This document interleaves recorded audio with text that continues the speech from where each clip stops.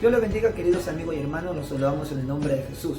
El día de hoy, a través de este video, queremos compartir un tema que a manera de respuesta busca satisfacer la inquietud que en este tiempo se ha levantado aquí en nuestra nación y también, por qué no decirlo, en gran parte del mundo entero. Para eso vamos a ir estudiando la palabra de Dios de manera progresiva hasta que lleguemos a la conclusión en donde vamos a encontrar nuestra respuesta.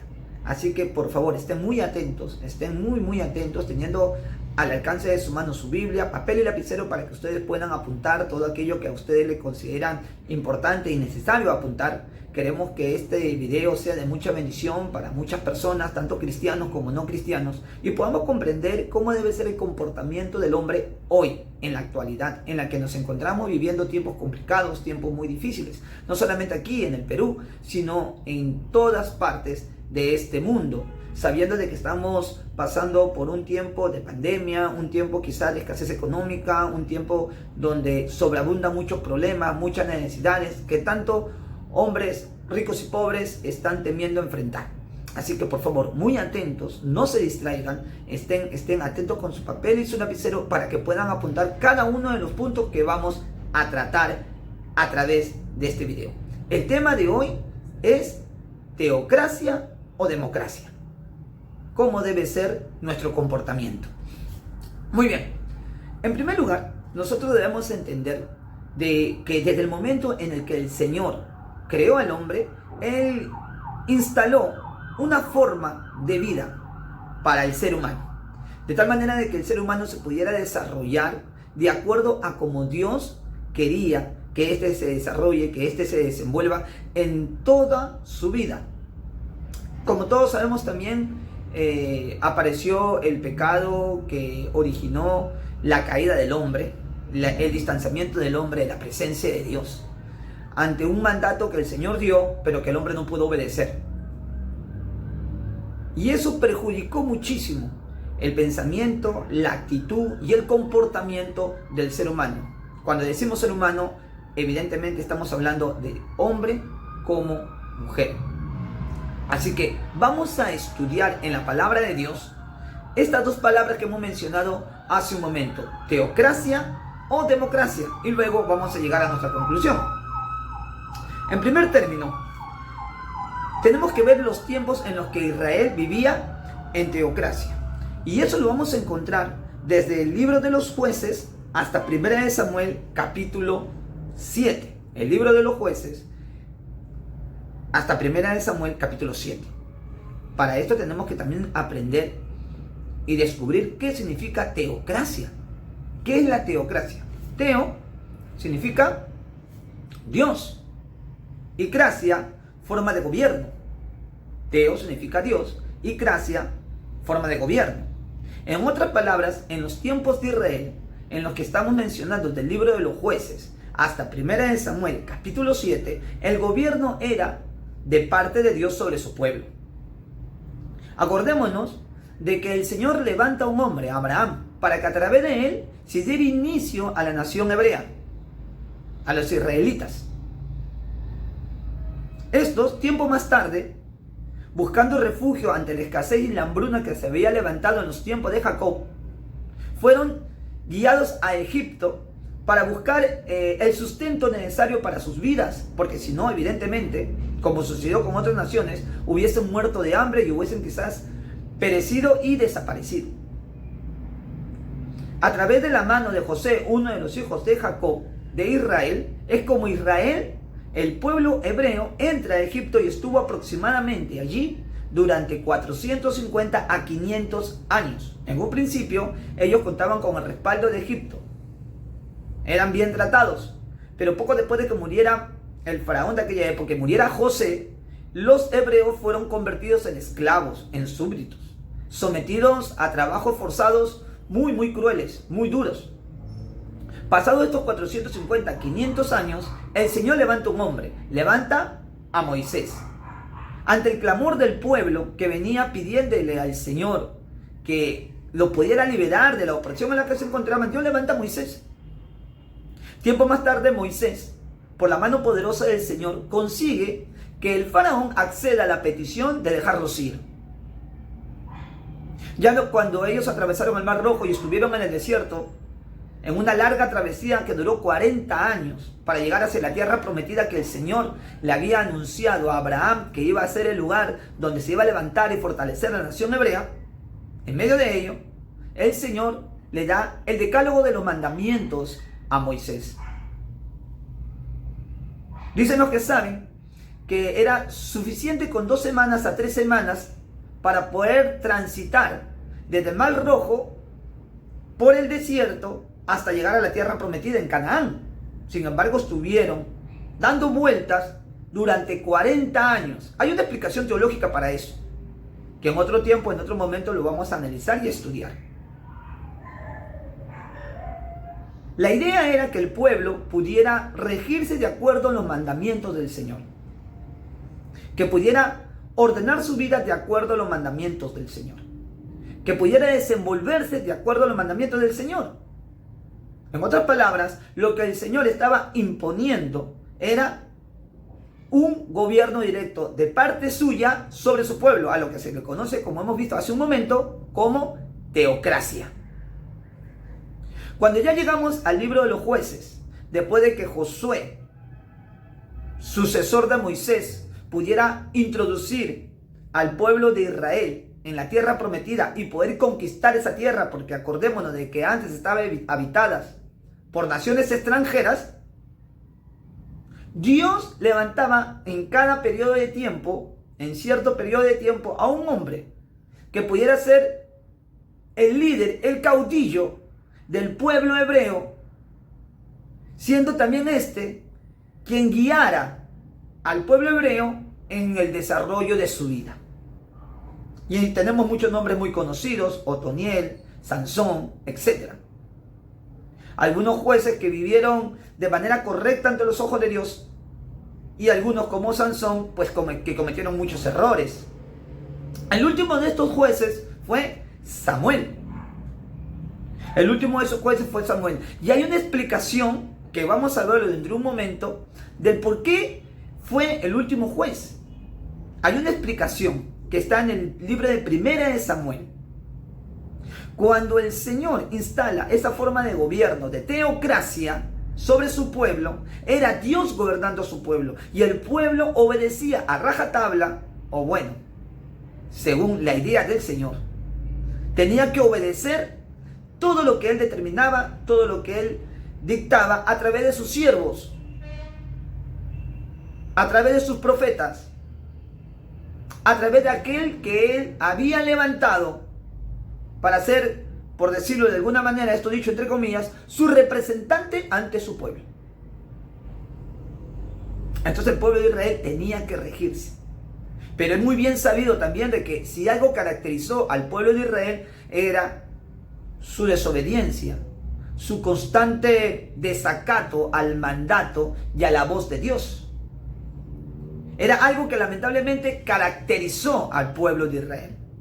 Lo podemos ver en su travesía por el desierto, que lo encontramos narrado en los libros de Éxodo, Levítico, Números y Deuteronomio. Cómo es que una y otra vez el pueblo hebreo levantaba su voz en contra de Dios por no estar de acuerdo en lo que Dios había determinado. Sin embargo, la idea del Señor para su pueblo siempre fue un gobierno teocrático, donde Él sea el guía, donde Él sea el gobernador directo sobre su pueblo. Pero como hemos dicho también hace un momento, esto terminó en el libro de Primera de Samuel, como nos lo narra. Y para esto vamos a ver Primera de Samuel, capítulo 8, versículo 4 al 7. Primera de Samuel, capítulo 8, versículo 4 al 7. Y dice: entonces todos los ancianos de Israel se juntaron y vinieron a Ramá para ver a Samuel, y le dijeron: he aquí, tú has envejecido, y tus hijos no andan en tus caminos. Por tanto, constitúyenos ahora un rey que nos juzgue, como tienen todas las naciones. Pero no agradó a Samuel esta palabra, que dijeron: danos un rey que nos juzgue. Y Samuel oró al Señor. Y dijo el Señor a Samuel: oye la voz del pueblo en todo lo que te digan, porque no te han desechado a ti, sino a mí me han desechado, para que no reine sobre ellos.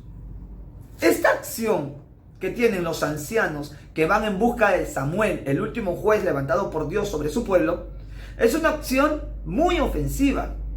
¿Por qué? Porque como estábamos hablando, el pueblo de Israel estaba en un tiempo de teocracia, donde Dios era quien gobernaba directamente a su pueblo, y ellos lo cambiaron con su petición al tiempo de la monarquía. Es allí donde empieza en Israel el tiempo de la monarquía, el tiempo de los reyes. ¿Y quién fue el primer rey levantado por el Señor? Fue Saúl. Fue Saúl. Lo más ofensivo que nosotros podemos observar en esta petición es lo que los ancianos le dijeron a Samuel. Queremos ser como las otras naciones. Las otras naciones que se regían bajo el gobierno de dioses paganos, bajo el gobierno de gente que no tenía un buen comportamiento, que practicaban cosas que eran desagradables ante los ojos de Dios, ofensivas para Dios y ofensivas para los mismos hombres. Gente que no tenía el privilegio de tener al Rey de Reyes como su rey directo, como su gobernador.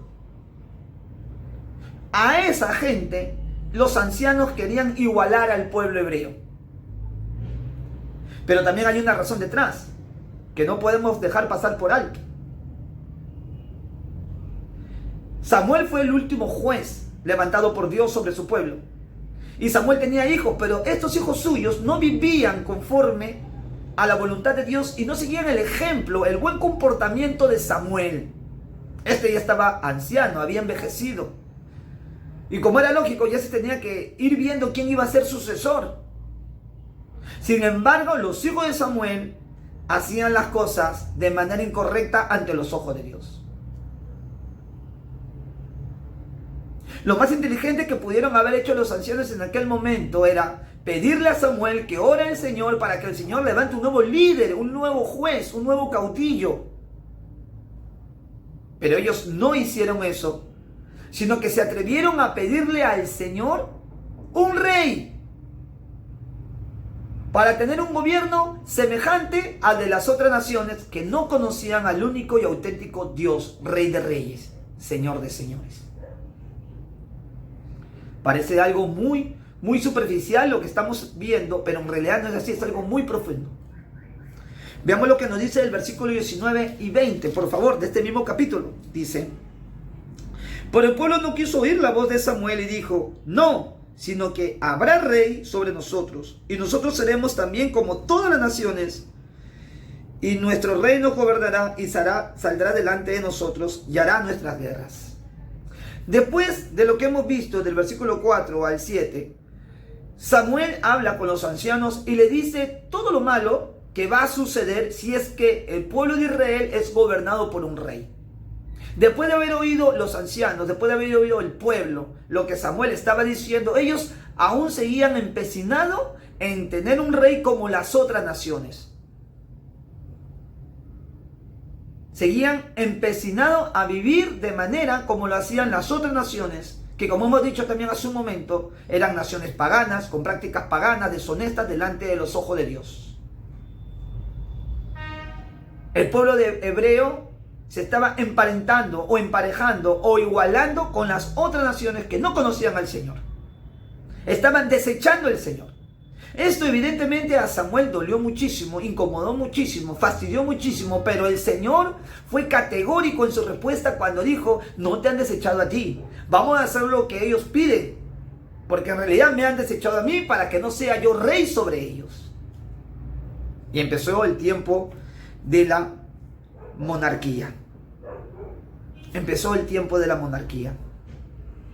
Seguidamente vamos a ver en este mismo libro de Primera de Samuel, pero ahora en el capítulo 10, versículo 24, cómo Israel pasa en breve y muy corto tiempo de ser una nación teocrática a empezar con la monarquía y vivir en democracia. Democracia en Israel. Vamos al capítulo 10, versículo 24. Dice aquí: y Samuel dijo a todo el pueblo: ¿habéis visto al que ha elegido el Señor? Que no hay semejante a él en todo el pueblo. Entonces el pueblo clamó con alegría diciendo: ¡viva el rey! ¡Viva el rey! Acá estamos llegando a la conclusión de cuando es Saúl elegido como el rey, como el primer rey de Israel. Capítulos o versículos anteriores, ustedes van a poder ver que Saúl era un hombre alto, un hombre de buen porte, un hombre que aparentemente estaba físicamente preparado para salir a la guerra, un hombre de muy buen parecer. No era en ese momento un hombre que tuviera fama, que tuviera poder, pero sí era un hombre que a los ojos de los demás, pues era el indicado o tenía las características indicadas para poder tomar el lugar de rey sobre Israel. ¿Y por qué decimos de que este versículo nos habla de democracia? Porque el Señor elige a este hombre de acuerdo al corazón del pueblo, de acuerdo a las motivaciones del pueblo, de acuerdo a los pensamientos del pueblo. En otras palabras, es el pueblo, por lo que tenía dentro de su corazón, por lo que tenía en sus pensamientos, por lo que tenía en sus motivaciones, quien termina eligiendo a Saúl por rey. Aunque veamos de que sea Dios quien lo escoja, esto entre comillas, y lo presenta al pueblo. Pero Dios hace esto, y por favor estemos atentos a esta aclaración, Dios hace esto porque el corazón del pueblo se vivía por apariencias. El corazón del pueblo se vivía por lo externo, se movía por lo externo. Y entonces el Señor, sabiéndolo eso, escoge un hombre para ser el rey de Israel de acuerdo a esos pensamientos, de acuerdo a lo que había en el corazón del pueblo. Y efectivamente Saúl se convirtió en un rey, en el rey de Israel. Salía a las guerras, tenía victorias.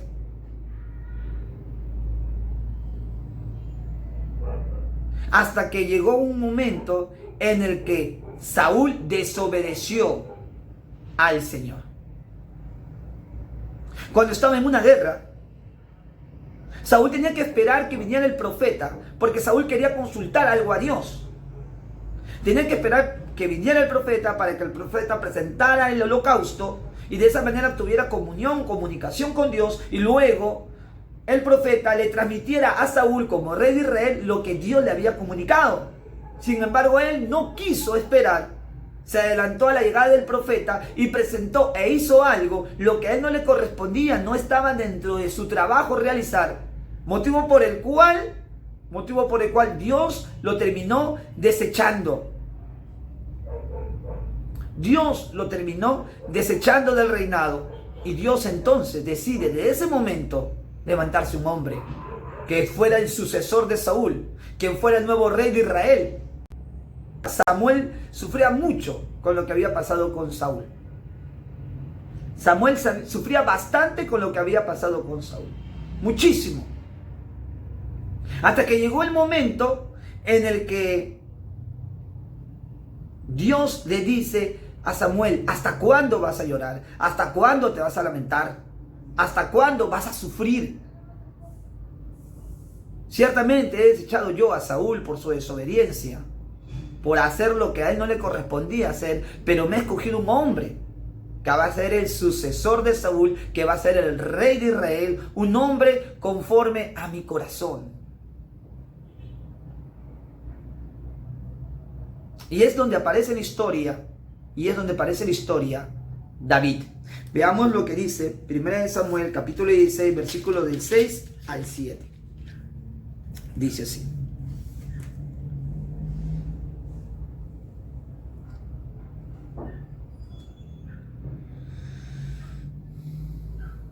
y aconteció que cuando ellos vinieron y vio a Eliab y dijo: de cierto, delante del Señor estás ungido, Y el Señor respondió a Samuel: no mires a su parecer ni a lo grande de su estatura, porque yo lo desecho. Porque el Señor no mira lo que mira el hombre, pues el hombre mira lo que está delante de sus ojos, pero el Señor mira el corazón. Samuel es enviado por Dios a la casa de Isaí, porque en la casa de Isaí, de entre los hijos de Isaí, estaba quien iba a ser el sucesor de Saúl como rey de Israel. Samuel, al llegar, vio a sus hijos, vio al primero, al mayor, y vio que era de una muy buena estatura, un buen porte, un buen parecer. Y cuando él pensó que este era el elegido por Dios para ser el nuevo rey de Israel, el Señor automáticamente le responde y dice: no, este no es mi elegido. No cometas el error que comete el pueblo, que cometió anteriormente el pueblo con Saúl. Yo no veo el parecer, yo no veo su estatura, yo no veo lo que ven los hombres, yo veo lo que está en el interior, en el corazón del hombre. Este no es. Y no solamente pasó el primogénito, el hijo mayor, sino que pasaron otros hijos más de Isaí. 7 en total. En ese momento David no se encontraba en escena. David estaba pastoreando. Samuel le dice a Isaí: ¿no tienes más hijos? Isaí le responde: sí, hay uno que es pastor, está pastoreando las ovejas, pues tráelo. Cuando ve llegar a David, Samuel recibe una palabra de Dios, con lo que le indica que este joven era el sucesor de Saúl, el futuro rey de Israel. Lo vemos en el mismo capítulo 16, versículos 12 y 13. Envió pues por él y le hizo entrar, y era rubio, hermoso, de ojos y de buen parecer.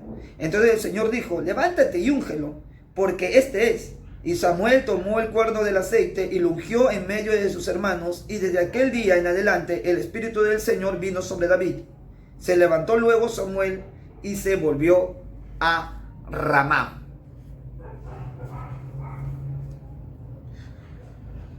Cuando llega David, el Señor le indica a Samuel que David era el elegido. Era un joven aproximadamente entre los 14 y 16, 17 años, era un adolescente. Muy pequeño, menudito de cuerpo, de buen parecer, rubio, de ojos muy lindos, pero que ante los ojos de los demás era imposible que él fuera el rey de Israel, porque el rey, según el pensamiento de los hombres en aquella época, tenía que guiarlos en las guerras y tenía que salir a pelear las batallas y tenía que traer victoria. Físicamente, por el pensamiento de los hombres, David no tenía la característica necesaria para ser el rey de Israel. Sin embargo, Dios no pensó igual. Dios no estaba viendo el exterior de David, estaba viendo el interior de David. Y David era un joven que amaba a Dios, que adoraba a Dios, que pasaba tiempo con él. Y eso fue mucho más que suficiente para que Dios decida levantarlo como el futuro rey de Israel. Y que de su descendencia vinieran los reyes de Israel. Y evidentemente también nuestro Señor Jesucristo. Ahora, eso fue en los tiempos de Israel, en los tiempos del antiguo pacto. El pueblo de Israel se caracterizó siempre por ser un pueblo desobediente, un pueblo que desacataba constantemente la palabra de Dios, las instrucciones del Señor. Los reyes también cayeron muchas veces en desobediencia, dirigiendo a su antojo, desestimando la palabra del Señor, desestimando la palabra que Dios ponía en sus siervos, los profetas. Hay una larga historia que contar acerca de ello, hasta que aparece en la escena el Señor Jesucristo. Él muere en la cruz del Calvario, resucita al tercer día, consigue el perdón de los pecados para la humanidad cuando éste se acerca al Señor en fe y cree que verdaderamente el sacrificio de Jesús es para el perdón de pecados. Cree que el Señor lo levantó de entre los muertos. Y se da inicio, según el libro de Hechos, capítulo 2, los tiempos de la iglesia hasta los tiempos de hoy. Y hay una palabra que normalmente aparece en la boca del pueblo de Dios, la palabra Señor, que en el griego significa Kyrios, cuya palabra tiene un significado en donde su connotación es la de un amo, como cuando es pronunciada por un esclavo. Cuando uno le dice al Señor, a Dios Todopoderoso, Señor, Kyrios, lo que le está diciendo es: tú eres mi amo y yo soy tu esclavo. Yo vivo conforme a tu palabra, yo vivo conforme a tus ordenanzas, no tengo yo libertad de hacer lo que a mí me venga en gana, sino de hacer todo lo que tú quieres que yo haga, porque yo soy tu esclavo y tú eres mi amo, tú eres mi Señor, tú eres mi dueño, tú eres mi guía. Dios quiere instalar, por utilizar términos políticos o de gobierno, el sistema teocrático, en donde el Señor sea quien dirija a su pueblo, en donde el Señor sea quien gobierna a su pueblo, donde el Señor sea quien determine los pasos que su pueblo debe de tomar. Entonces hemos visto cómo el pueblo de Israel en el antiguo pacto comenzó en teocracia y prácticamente terminó en democracia, pasando por la monarquía. Hemos dado la explicación por qué decimos de que el pueblo de Israel también pasó por la democracia. Ahora, ustedes se preguntarán, queridos amigos, queridos hermanos, ¿por qué es que estamos tocando este tema? Hace una semana se ha celebrado aquí en el Perú las elecciones presidenciales, quedando 2 personas como candidatos, como posibles candidatos o posibles presidentes para ocupar el sillón presidencial en Palacio de Gobierno aquí en Lima, Perú. Y ha habido gran preocupación en toda la nación porque según lo que cada uno de ellos han dicho de cómo va a ser su plan de gobierno, cómo va a ser su gobierno cuando ellos estén instalados como presidentes, han surgido muchas dudas, han surgido muchos miedos, han surgido muchos inconvenientes dentro del pueblo. Algunos se atreven a responsabilizar a Dios. Responsabilizar a Dios por quien sea el que va a ocupar el sillón presidencial. Y yo quiero decirles una cosa. Queremos decirles una cosa aquí en la Resistencia. Responsabilizar a Dios de eso es una grave falta en contra del Señor. ¿Por qué? Porque estamos nosotros viviendo bajo el gobierno democrático. Es el pueblo, es el hombre quien elige a sus gobernantes, lamentablemente. Y normalmente el hombre elige de acuerdo a sus pensamientos, de acuerdo a las motivaciones que tiene en su corazón, de acuerdo a sus propios apetitos. Hay a quienes le va a convenir que este candidato sea el presidente y hay a quienes le va a convenir que la otra candidata sea la presidente. Pero hacen su elección de acuerdo a su propia conveniencia. No tienen en cuenta qué dice el Señor, quién debe gobernar. Pero como siempre decimos que hay ese pensamiento y ese comportamiento en la gente que no tiene a Cristo en el corazón, es aceptable, es entendible, porque evidentemente cada uno de ellos va a vivir de acuerdo a su propio pensamiento, cada uno de ellos va a escoger lo que le conviene, va a escoger lo que a ellos le va a parecer correcto. Sin embargo, a nosotros nos llama muchísimo la atención, la inquietud que se ha instalado también dentro del pueblo de Dios. Hay muchos cristianos que se han inclinado hacia un candidato o hacia el otro, haciendo publicaciones en las redes sociales en cuanto a quién hay que apoyar como cristianos. Es un gravísimo error mezclar las cosas. Es un gravísimo error que la iglesia evangélica se esté mezclando de manera incorrecta en la política. Es un gravísimo error. ¿Nosotros creemos que la iglesia evangélica tiene que tener presencia social? Sí, tiene que tener presencia social. Tiene que ser una de las voces oídas en estos tiempos donde hay tanta incertidumbre, donde hay tanta incomodidad, donde hay tanto miedo, tantas dudas, tanta desconfianza. ¿Tiene que ser una de las voces audibles? Sí. Pero de ahí a que la iglesia del Señor comience a moverse, comience a resquebrajarse por lo que está pasando con la política, es un grave error. Lo que tiene que hacer la iglesia es pedirle a Dios que sea quien sea el gobernante, sea el Señor gobernando a su pueblo. Porque para la iglesia del Señor vienen tiempos difíciles, sí. Vienen tiempos complicados, sí. Porque está escrito en la palabra de Dios que en los últimos tiempos pues la iglesia evangélica va a pasar momentos muy difíciles, muy complicados, porque es una de las evidencias de que Cristo viene pronto también.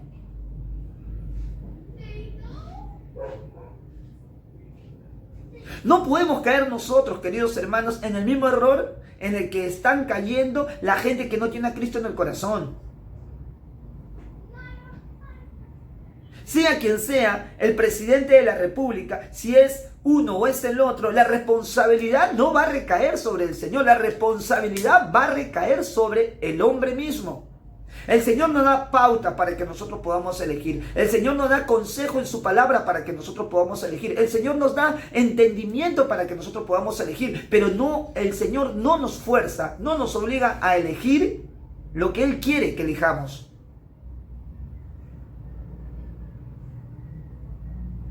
Pudiéndolo hacer. Él no busca tu obediencia por imposición. Él busca tu obediencia por tu libre decisión.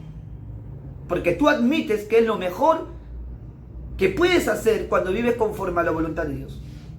Pero no por imposición. Es por eso que en este video hemos querido tocar este tema acerca de la teocracia o democracia. ¿Cómo es que el pueblo de Dios debe desarrollarse? ¿Cómo es que el pueblo de Dios debe vivir? ¿Cómo es que el pueblo de Dios debe desenvolverse en estos tiempos tan complicados, en estos tiempos tan difíciles? Yo creo que evidentemente nos conviene ser guiados y gobernados por Dios, independientemente de quién sea el presidente de la República aquí en el país o en cualquier otro país. ¿Deben haber gobernantes? Pues sí. Y una cosa es que Dios permita que llegue cierto hombre o cierta mujer o cierto personaje a los gobiernos, y otra cosa es que el Señor lo imponga. Y el Señor normalmente en este tiempo permite. El Señor lo permite. Acordémonos del diálogo que tuvieron brevemente Poncio Pilato y Jesucristo, cuando Poncio Pilato le dijo: ¿no me respondes? ¿No sabes que yo tengo autoridad para hacerte libre o condenarte? Y el Señor respondió: tú no tienes más autoridad sino aquella que se te fue otorgada desde el cielo, que se te permitió desde el cielo. Dios permite que muchas veces ciertos personajes puedan ocupar los sillones presidenciales de las naciones, pero no quiere decir de que sea el Señor imponiendo. Somos nosotros, los seres humanos, quienes escogemos a nuestros gobernantes. Y si queremos escoger gobernantes honestos, gobernantes que nos guíen con honestidad, con transparencia, pues tenemos que tener el consejo de la palabra de Dios en nuestra mente y en el corazón para poder elegir como conviene. No cometamos ese error, queridos hermanos y queridos amigos que aún no tienen la oportunidad de abrirle el corazón a Jesucristo. Este ha sido la resistencia, este ha sido el mensaje que hemos querido compartir en este video. ¿Teocracia o democracia? ¿Cómo es que debemos vivir? Esperamos haber respondido a tu interrogante, esperamos satisfacer tus inquietudes con respecto a este tema. Estaremos nuevamente con otro nuevo video. Dios te bendiga muchísimo. Acuérdate que tú y yo somos la resistencia. Y si este video te ha gustado, pues simplemente dale me gusta y compártelo en tus redes sociales. Dios te bendiga muchísimo. Gracias por tu atención. Acuérdate una vez más, tú y yo somos la resistencia.